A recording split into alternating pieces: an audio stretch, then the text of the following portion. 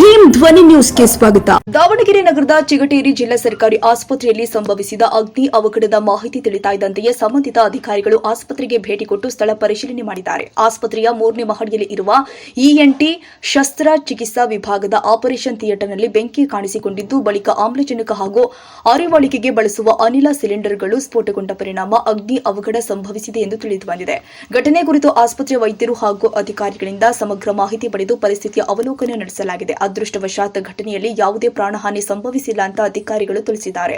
ಅಗ್ನಿಶಾಮಕ ದಳದ ಸಿಬ್ಬಂದಿ ತ್ವರಿತವಾಗಿ ಕಾರ್ಯಾಚರಣೆ ಮಾಡಿ ಬೆಂಕಿಯನ್ನು ನಿಯಂತ್ರಣಕ್ಕೆ ತಂದಿದ್ದು, ಅವರ ಸಮಯ ಪ್ರಜ್ಞೆ ಮತ್ತು ಕಾರ್ಯಕ್ಷಮತೆ ಶ್ಲಾಘನೀಯವಾಗಿದೆ. ಆಸ್ಪತ್ರೆಯಲ್ಲಿ ಪರಿಸ್ಥಿತಿ ಇದೀಗ ನಿಯಂತ್ರಣದಲ್ಲಿ ಇದೆ ಅಂತ ಮೂಲಗಳು ತಿಳಿಸಿದೆ.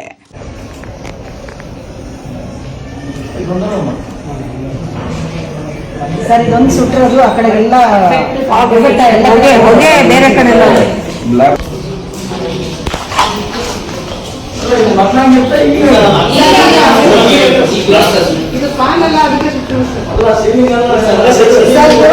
ಅನಸ್ತಿಷ ಮಿಷನ್ ಇತ್ತಲ್ಲ,